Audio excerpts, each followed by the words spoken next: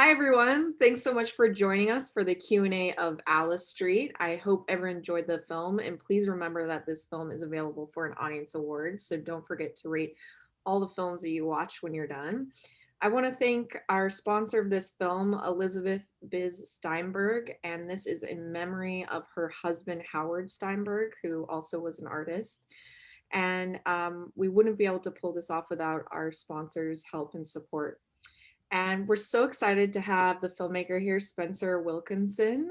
And we also have some special guests that are from the film. We have Destiny Mohammed, who's the harpist from the Hood and a resident of the Malanga Cascord Center for the Arts, and Desi Mundo, who's the founder of the Community Reservation Project and one of the two lead muralists of the Alice Street Rejuvenation. So thanks so much for having us today.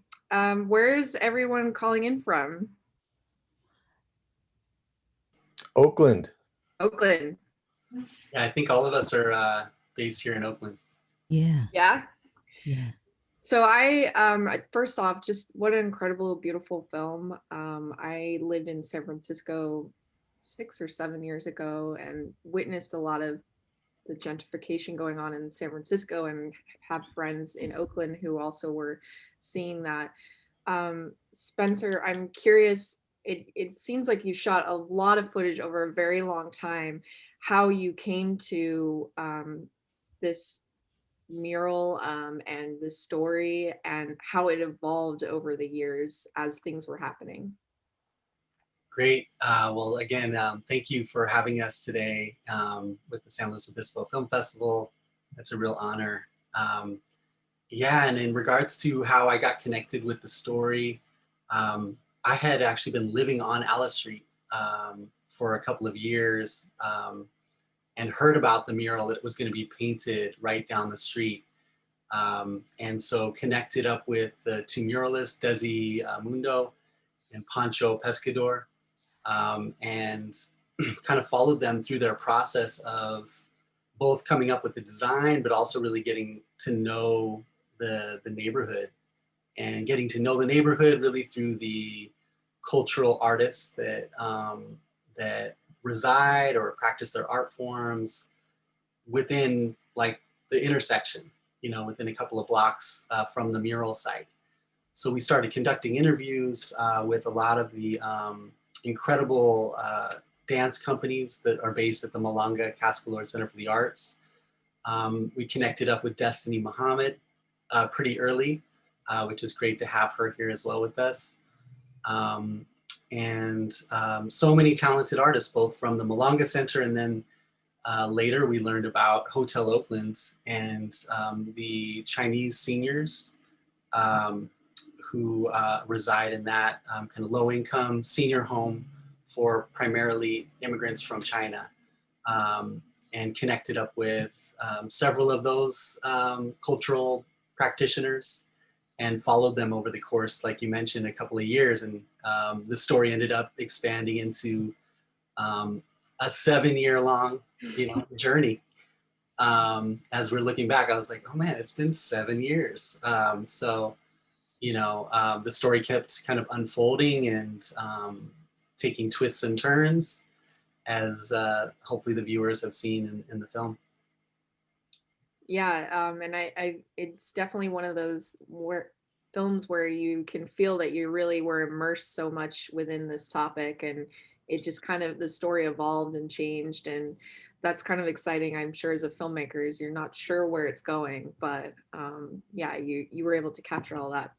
I'm curious, Destiny, as someone who was a resident there in the area, what it was like for you to witness all that change happening, and then also what it's like for you to see the film now finalized.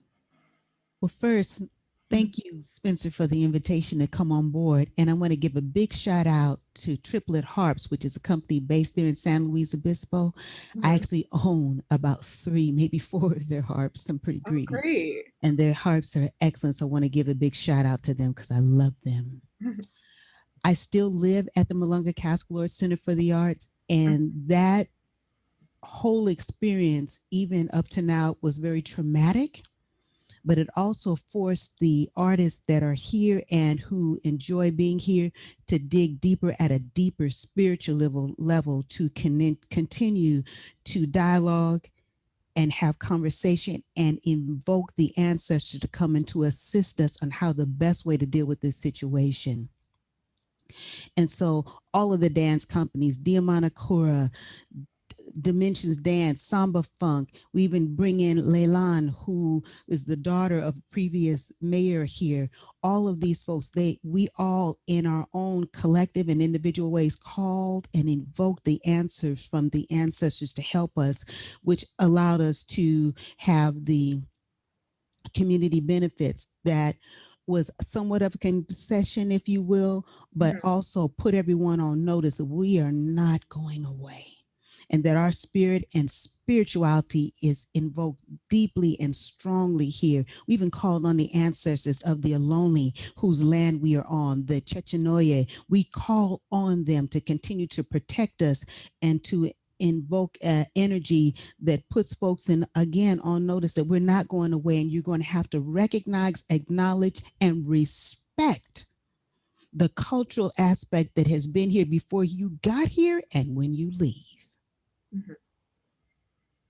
Yeah, and I feel that, you know, through the what you guys are creating there through dance and song, I mean, you feel that in the energy of the film that, you know, this is incredibly powerful and important and you can't shut this down, you know. And I just and do you have any advice for other communities, because, you know, this gentrification is happening all over, for ways to fight back? All of us, I for Yeah. me, I feel like the film is like a textbook for no Yeah. nonsense and getting Yeah. it done. And I'm so grateful to Desi and Spencer for even calling me to be a part of the mural and the conversation. But I feel like you all have already put on notice this is one of the ways to do it, and to call on any one of us, all of us, as and I named as many of the dance companies, Access Dance, to a wonderful multi faceted dance company, to call on any one of us to assist you if there's that challenge with gentrification. But the main thing that I say it has to be foundational is folks have to, one, dig deep in their spirituality, invoke the presence of elders within your community, and also to have such a tight-knit conversation of the communities that we have. I'll use the word scouts who are attending these meetings that are happening at our city halls locally, that are making decisions without us. Yeah. And most of the time we primarily want to stay completely immersed in our art, but this is that we have to have someone who we send out and so we need for you to sit in on these city hall meetings. And whether it's leapfrog where one said I can sit for an hour and someone comes in, we have to be in that conversation, or what happens is we almost got completely left out. And I'll share this. Desi mentioned yesterday that he heard at the last minute about, I believe it was a developers meeting that was happening at the Rotunda here in Oakland. He said there was not one artist outside of himself. Where were we? Where was were we asked to be in that conversation? Fortunately, the ancestors pushed someone to let him know he needed to be there. And then we can show in the film, you can see what happened when we started to show up at the planning offices and such, how the community started to show up at these meetings and saying, no, you're not going to do this. And then the funds that were able to come through in order to put at least a cease and desist temporarily to keep many of the things happening. We still have the buildings that are coming up, that have come up, but they've come up, and also noting that they have to still have to deal with us. They still have to deal with us. Yeah, I think that's so incredibly important. And, you know, I'm seeing it happen here in San Luis Obispo as well. It's these conversations are being had without, you know, asking and talking to the community. And yeah, like you said, you you don't know about these meetings happening, and then they've all of a sudden there's decisions that have been made that affect everyone. I think that it's also the crucial piece here is that it's partnerships across your different career paths. You have the housing activists, you have the artists, you have the cross-cultural partnerships, where the Afro diasporic, and African rooted in America, connecting with the Chinese and Pan Asian communities. And also like the partnerships that developed from that, where they started partnering with like the unions to demand benefits, that came a little bit later on. But it's when when these different spheres are intersecting and start working together, that's what makes these movements a little bit more sustainable. There needs to be work on the ground level for people, I'm seeing people in Oakland, who are distributing food the way the Black Panthers did, and making sure that people, some of their expenses are offset by the fact that they have some food or they have some assistance that they need.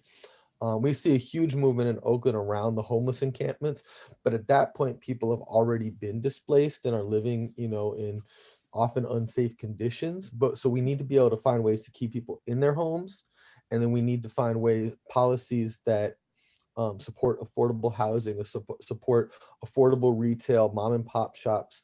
Because one of the things that we're seeing is the sterilization in these new developments. That these new developments come in, and they're taking places that used to have, an energy signature, a community base, and they're wiping them out, and they're putting up these new things that are designed, quote unquote, with safety in mind, certain lighting and stuff like that, but it doesn't have a connection to the community. Um, so, basically what we're, there's all of these different aspects that synergize to really protect community. We need to have community benefits agreements, and we need to have, neighborhood councils or something like that, or just like a set standard requirement for community benefit and neighborhood protections, so that our cultural institutions are allowed to continue drumming into the evening, that people can, it's just established that the Black churches can play music loudly on Sunday, and other things like that take place in our community, that newcomers can't move in and just completely say, hey, your cultural activity is not allowed to exist because now I'm here. And that's a huge part of gentrification, is just like the attacks on people's cultural practices. But there has to be these policy standpoints that go along with that to protect our community. So that's all I'll say. And Desi, that makes so much sense. And I'm curious, in the early stages of being an artist and a street artist, when you started working on these murals, did you always kind of feel this way as well as about the activism for your community, and through street art, or did it kind of evolve the more you got involved in this project, and other projects?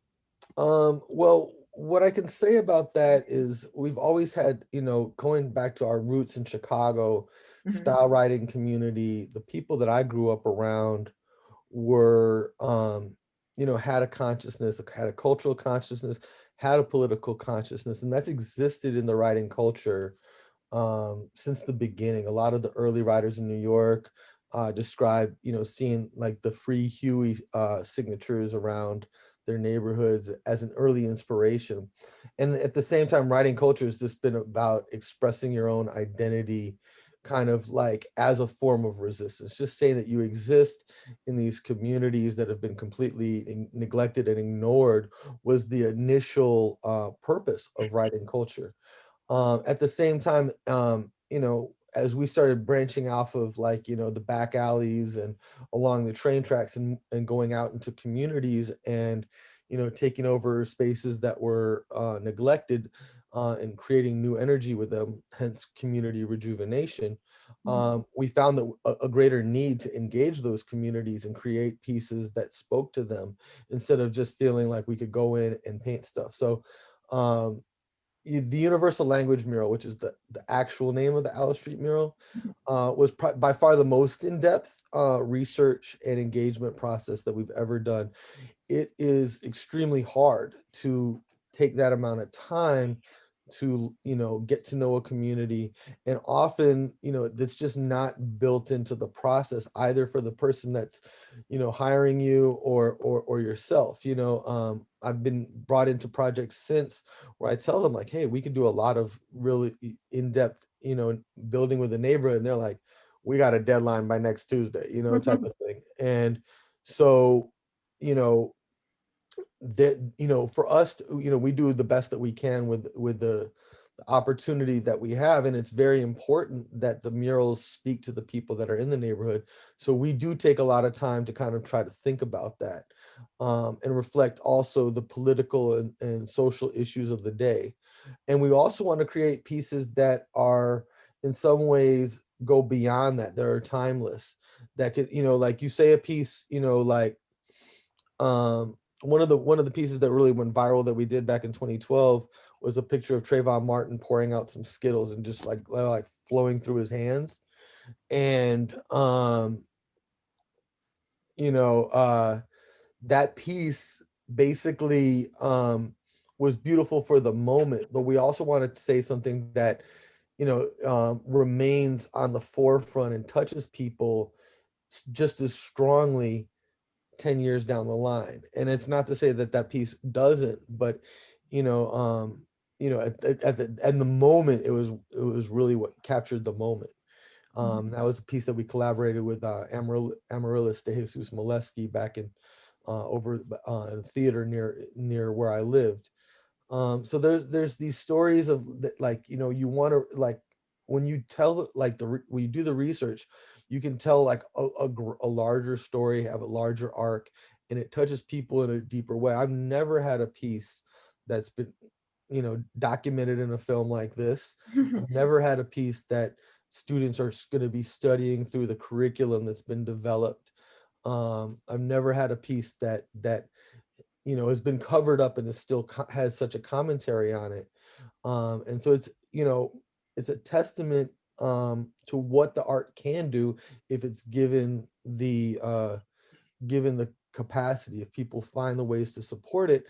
And I think it starts with that initial seed that we planted when doing the research and making relationships in the community that we still are a part of to this day. So I'm really thankful for, the fact that, Spencer stuck with it for so long through thick and thin, Mhm. made it possible for us to be where we're at, because, like the mural technically only took 2 years in terms of painting. I mean, it really was actually about 3 months altogether, in terms of actually being at the wall. Mhm. And but the story's gone on for 7, like you said. So that's powerful in and of itself, that it's the lasting impact that the piece has had. I've never had a project that has had this level of impact in my life, or for other people. I mean, I feel them going back to the first one I painted, Mhm. but for the community, I've never had it have that level of support. Yeah, and I'm sure like there is an aspect of street art that, there's this temporary notion, or, that it might not be there forever. Um, but, did you still find it, I'm sure you found it incredibly emotional to see, the mural go away. What was that like for you?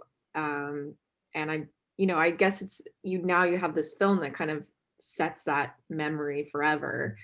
But just I don't know if you could touch on that a little bit.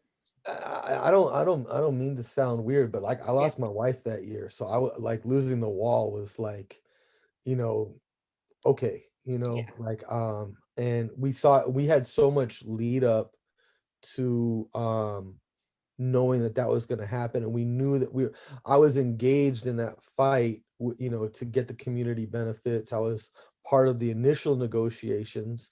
She got sick, so I couldn't stay part of the team that secured the rest of the community benefits from those other developments. But we kind of saw it coming, and it was tough to see, and like Spencer did a really cool job of documenting it kind of going up and like, it be going underwater almost.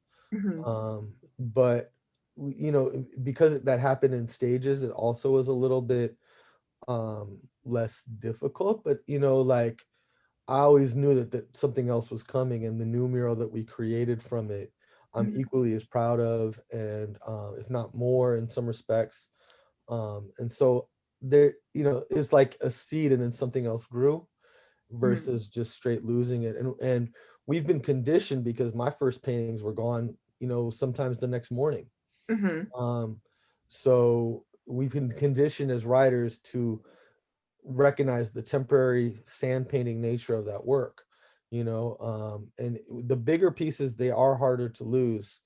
But like I said, the family is much more, um, valuable, than any single piece of art, So I always keep that in context, and even in the process, I lost one of my favorite uncles, um, the day before the first. We did two dedications; they kind of got combined into one in the film, and I'd lost him the day before the dedication.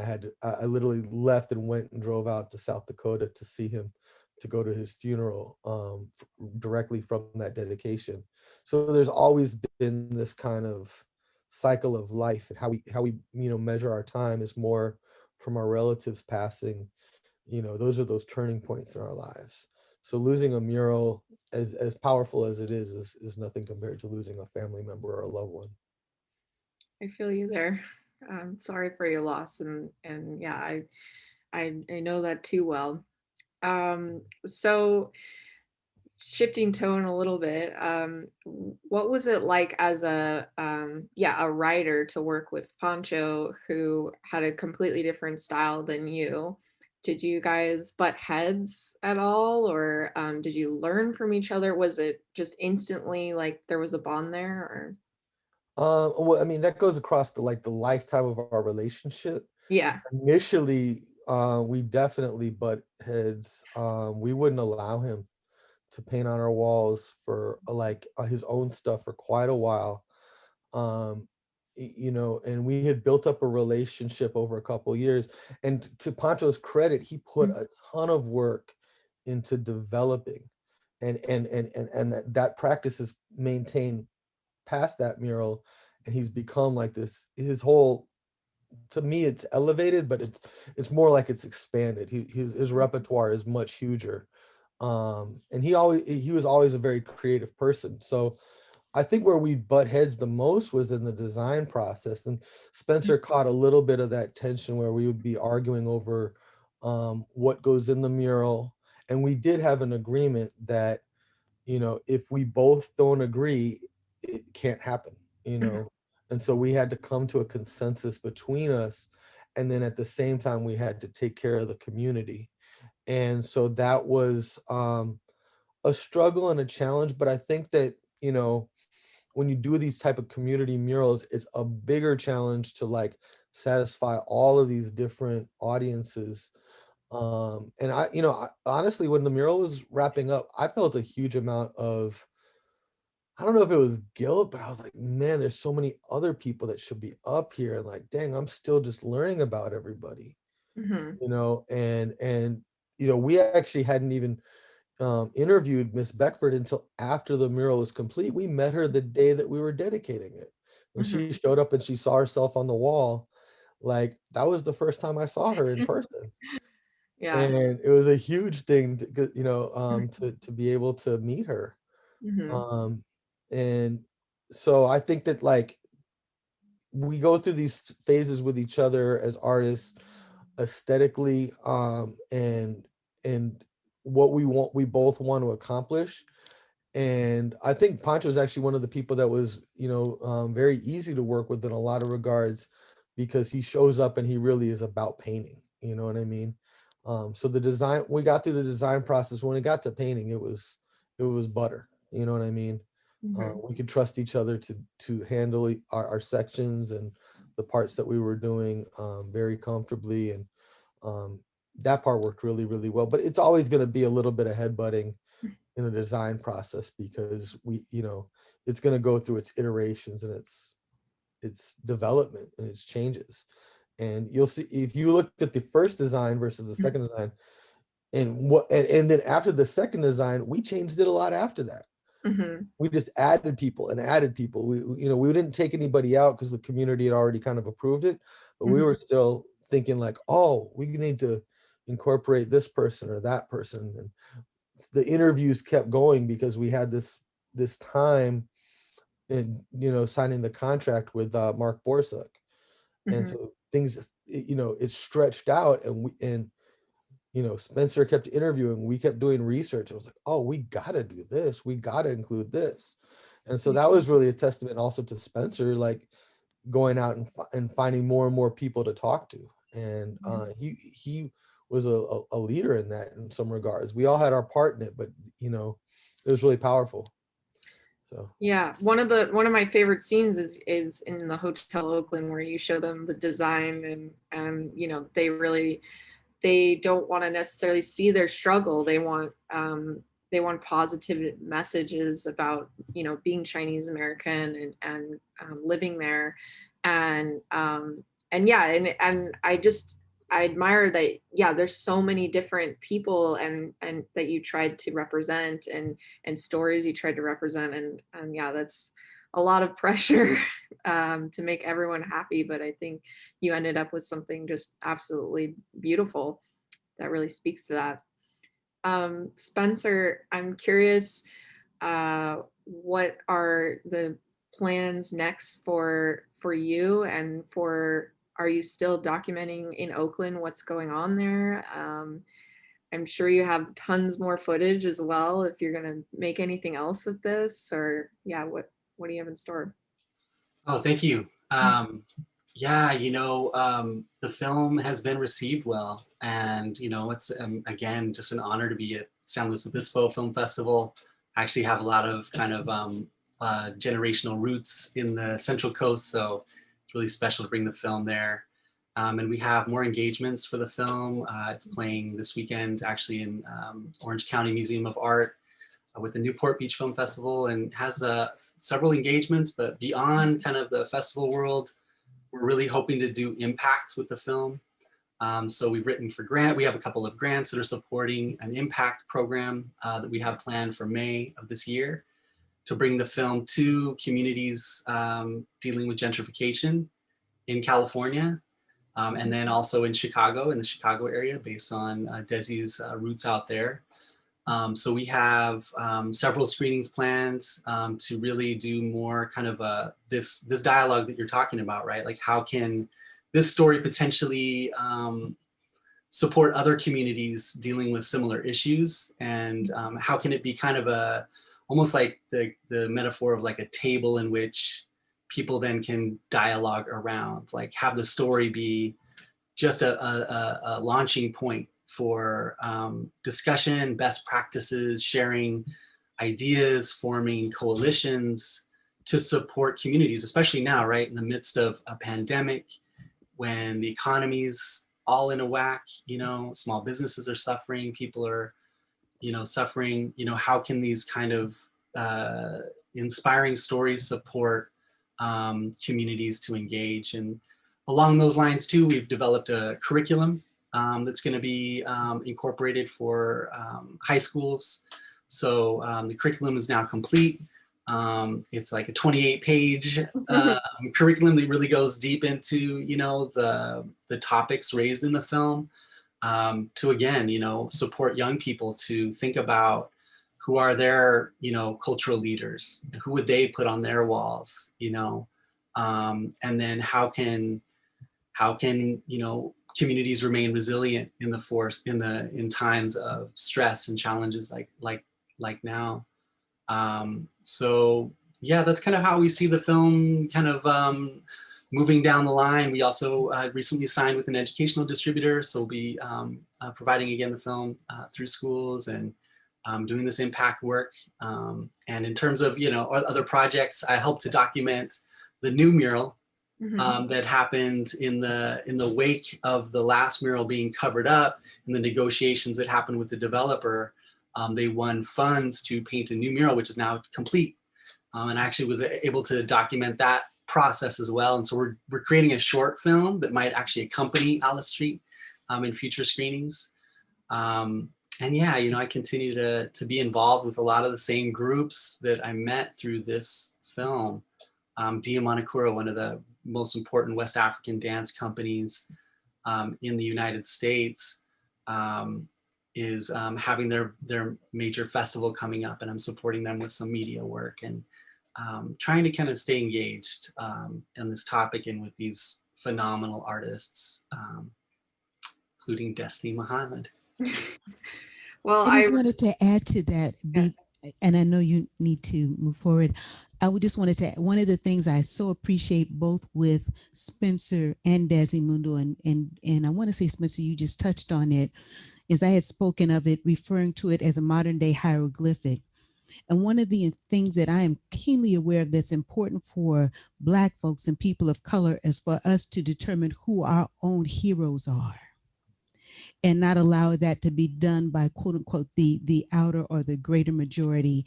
And this is so beautiful, but both Spencer and Desi is that we are claiming who our heroes are, coming from our own experience, our own culture.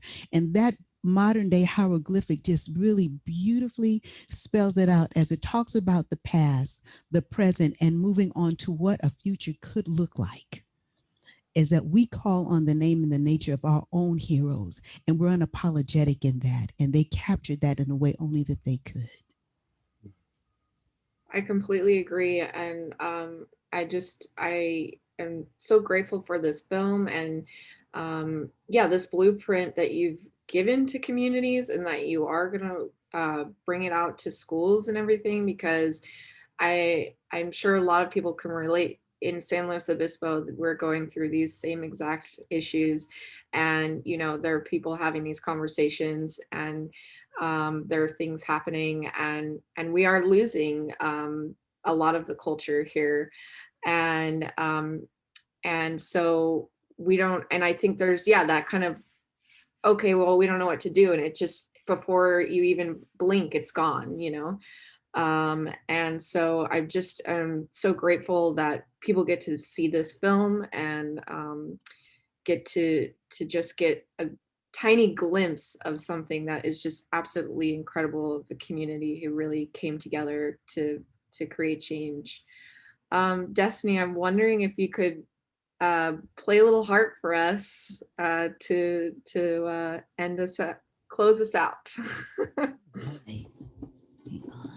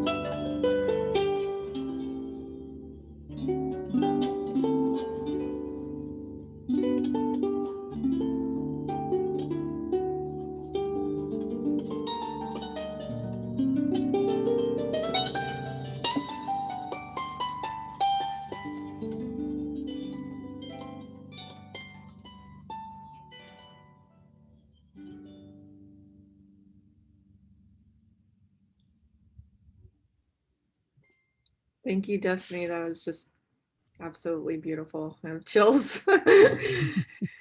I'm glad we can still share music over Zoom, you know. It's a little bit of, if you saw what Yeah. this looked like right in here, without to make this happen, but I'm so grateful. Yes, thank you so much for sharing that with us because I know all of us are missing music so much right now. And it just fuels, our hearts. So thank you for that. You're welcome. And thank you all of you, Spencer and Desi, for joining us. And thanks so much. Thank you so Thank much. you. This is Mhm. Thank you wonderful. so much. It was really wonderful.